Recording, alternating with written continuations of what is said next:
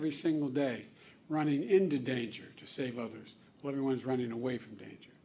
I'm here to talk about how we're preparing and responding to the dangerous impacts of extreme weather and the climate crisis that's affecting people all around America, all around the country, matter of fact, beyond around America. You know, summer has just started. Already, tens of millions of Americans are under heat warnings from record-shattering temperatures. Last month here in D.C., temperature hit 100 degrees. In Phoenix, Arizona, 112 degrees. In Las Vegas, 111 degrees. Above normal temperatures also are expected for much of the country in July, especially in central and eastern United States. Extreme heat, this is, I think, going to surprise a lot of people, not you all, but extreme heat is the #1 weather-related killer in the United States. More people die from extreme heat than floods, hurricanes, and tornadoes combined. Say that again, combined. More people die from heat than those 3 other major issues. And look, right now we're also tracking Hurricane Beryl, which is passing through the Caribbean. It's the earliest time ever a dangerous Category 5 hurricane has been recorded in American history. People impacted islands and communities are in our prayers, and we stand by to provide assistance to them. Look, extreme weather events drive home a point that I've been saying for so long. Ignoring climate change is deadly and dangerous and irresponsible. These climate-fueled extreme weather events don't just affect people's lives, they also cost money, they hurt the economy, and they have a significant negative psychological effect on people. Last year, the largest weather-related disasters cost over, get this, $90 billion in damages in America. $90 billion in damages. That's the cost so far, last year. They drove nearly 2.5 million people out of their homes, from Hawaii to Vermont. These events also pose serious threats to our nation's transportation system, to our power grid, farms, fisheries, and forests. In each case, costing lives and costing money. And the impacts we're seeing are only going to get worse, get more frequent, more ferocious, hitting our most vulnerable people in the most hardest-hit communities in the world. Look, you know, we can change all that. It's within our power. That's why today I'm announcing 5 new actions my administration is taking to address extreme weather, including heat and other hazards. The first, the Department of Labor is proposing a new rule that, when finalized, will establish the nation's first ever federal safety standard for excessive heat in the workplace. This includes things like developing response plans to heat illness, training employees and supervisors, implementing rest breaks, access to shade and water. You'd think we'd have to tell people access to shade and water. But, I mean, gradually easing new employees into heat environments. Across the country, workers suffer heat stroke or even die just doing their jobs. This new rule will substantially reduce heat injuries, illnesses, and deaths for over 36 million workers to whom it will apply, from farm workers to construction workers, postal workers, manufacturing workers, and so much more. You know, I want to thank Vice President Harris for the work she has done since she was in the United States Senate that led to this rule. Second, in the coming days, my Federal Emergency Management will also finalize a rule to improve our nation's resilience against flooding. Resilience. FEMA will now factor in the effects of future flooding for any federally funded construction project. That is, we're going to look at what caused damage, what broke down, and what the best way to repair it is. Not just bring it back to what it was, but prioritize making it better. Prioritize nature-based solutions to reduce risk of floods.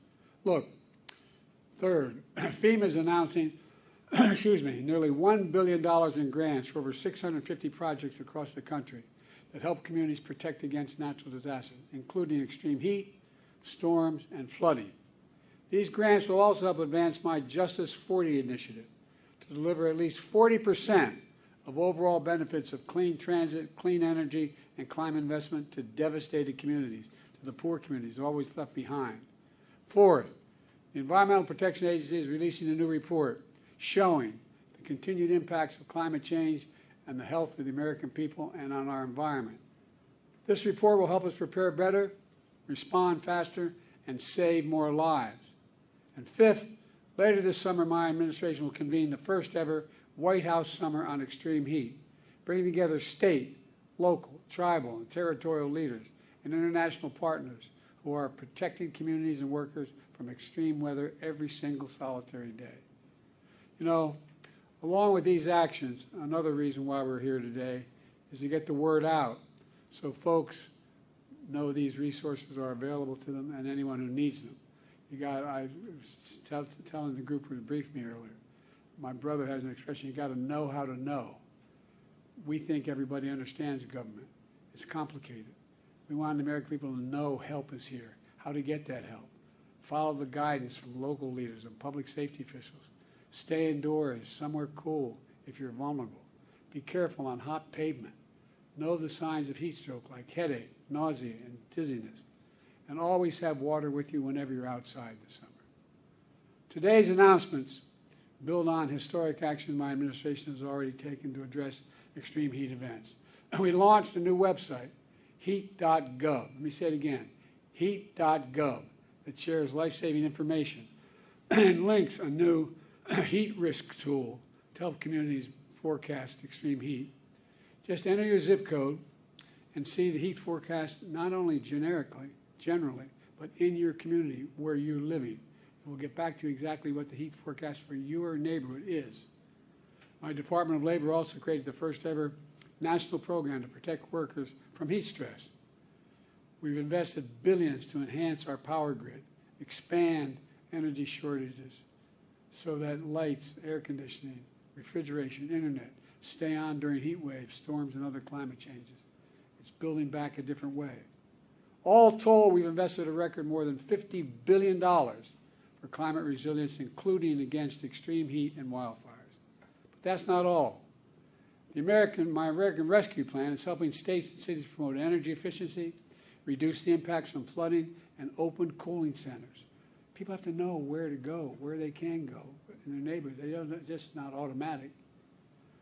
Through the bipartisan infrastructure law, we're delivering over $20 billion to lower your energy costs, upgrading the electric grid to withstand stronger heat waves and storms. And my Inflation Reduction Act, the most significant climate investment ever in the history of the world, anywhere in the world, has already created 300,000 new jobs, building clean energy we need to cut our emissions and to lead the world. Unfortunately, my predecessor and the MAGA Republicans in Congress are trying to undo all this progress. They still deny climate change even exists. They deny climate change even exists. They must be living in a hole somewhere at the expense of health and safety of their own constituents. They deny it exists. Every single congressional Republican voted against the investments which created these jobs and combat climate change. Many of them are trying to repeal those climate provisions and kill those jobs. I quite frankly think it's not only outrageous, it's really stupid. Everyone who willfully denies the impacts of climate change is condemning the American people to a dangerous future and either is really, really dumb or has some other motive of that. How can you deny there's climate change, for God's sake? Let me close with this. When disaster strikes, there are no red states or blue states. I've demonstrated that.